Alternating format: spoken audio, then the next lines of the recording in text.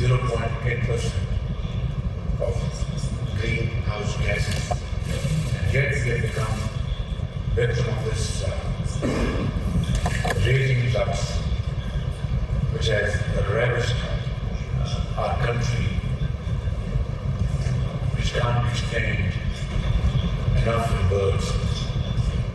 Ladies and gentlemen, therefore it's very important that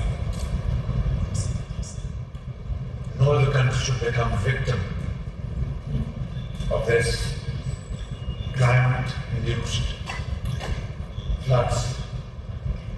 We have suffered victim of it for no rhyme or reason, no fault of ours.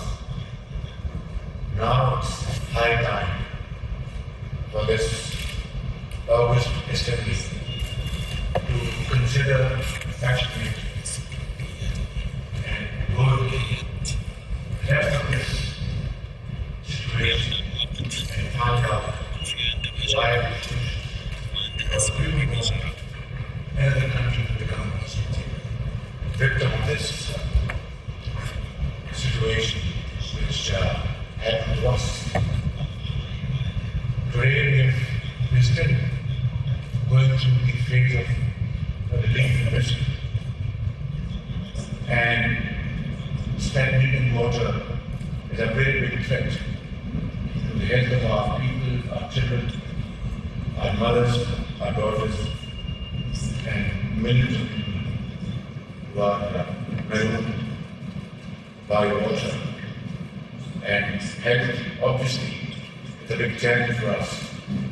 So we need to look after these millions of people who are exposed to serious diseases like malaria and many other life-threatening diseases. So what I'm saying is that this is a situation, is a postcard from the edge of vulnerability. Pakistan's century-built flood is sharply focusing minds not only in the south or the east of the countries. And I must add with serious concern that about 50,000 children are pregnant and close to childbirth under open skies. I myself have been to tents and seen mothers giving birth to a child the night before or just a few hours before that particular place. So it's an epitome of helplessness, and which must not happen again.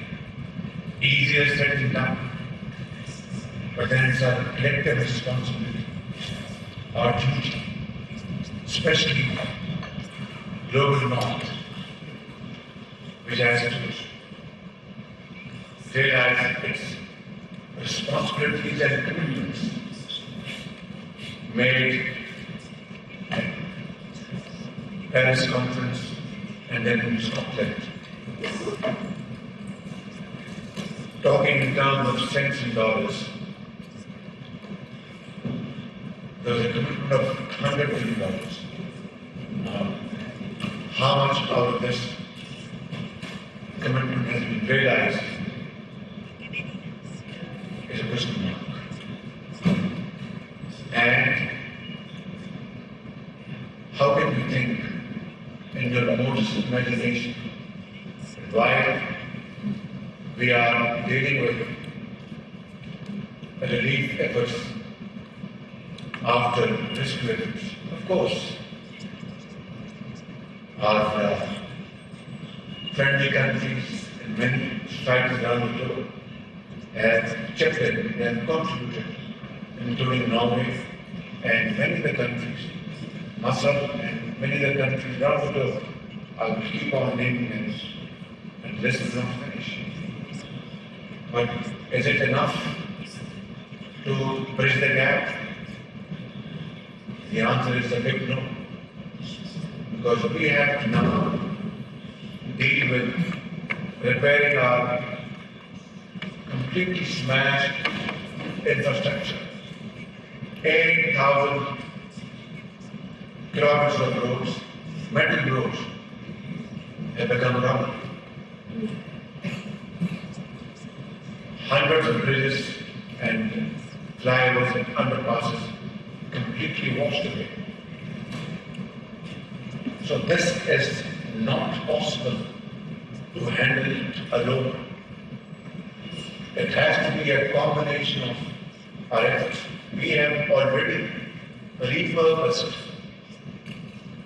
and redirected our foreign annual contributions in terms of donations or soft loans and our own resources, meager resources, which were originally meant for building our economy, agriculture, industry, education, health, have all been redirected towards meeting this challenge. And yet it is not enough. So what is happening in Pakistan will surely not remain in Pakistan, as made evident by the recent climate impacts in Nigeria and South Sudan. These widespread impacts showcase the globalization of climate change, which will undoubtedly require a collective approach to help the most vulnerable adapt. Pakistan is acutely aware of the impact climate change can have on the lives and choices of the marginalized, the disabled, the poor, and the socially excluded. We already have the working infrastructure for one of our most efficient social security program in the world, called the late former Prime Minister Benazir Bhutto, after her name, Benazir Income Support Program, which was immediately operationalized to transfer response needs directly to impacted populations.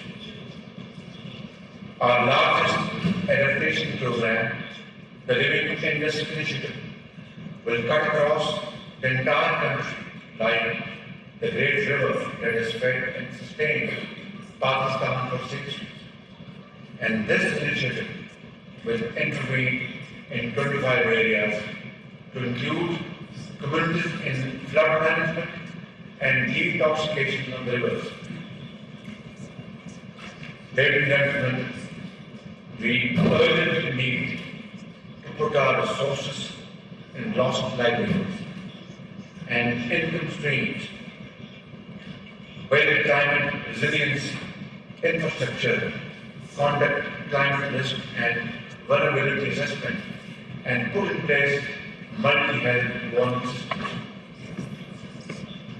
To make sure that no one is left behind, climate finance is integral to inclusive, adaptive, and resilient recovery in climate-devastated global south.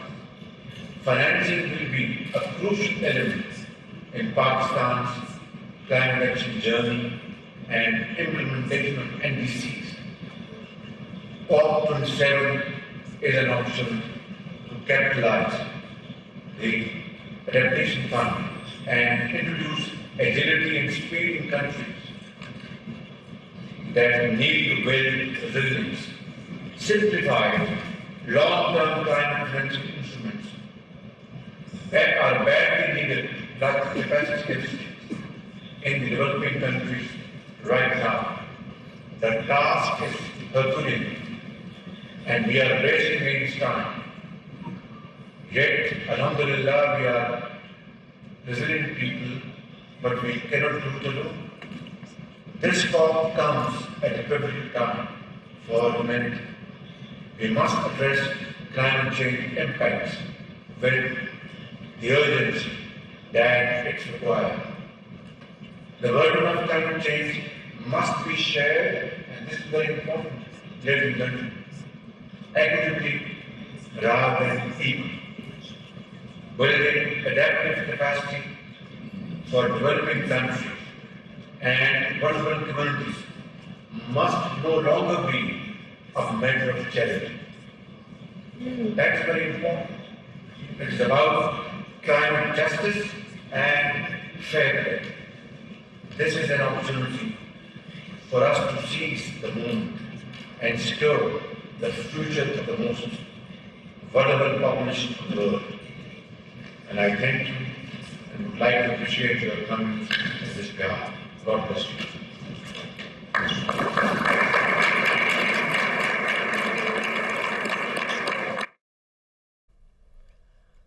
शर्म एल-शेख में वज़ीराअज़म शहबाज शरीफ इस वक्त मौजूद हैं और climate इम्प्लीटेशन summit से वो खिताब कर रहे थे। उनकी जानिब से कहा गया कि सैलाब से बड़े पैमाने पर पाकिस्तान में तबाही हुई है और $30 अरब का नुकसान हुआ है जो तखमीना लगाया गया है, जबकि पाकिस्तान का कार्बन के अखराज में हिस्सा 1% से भी कम है।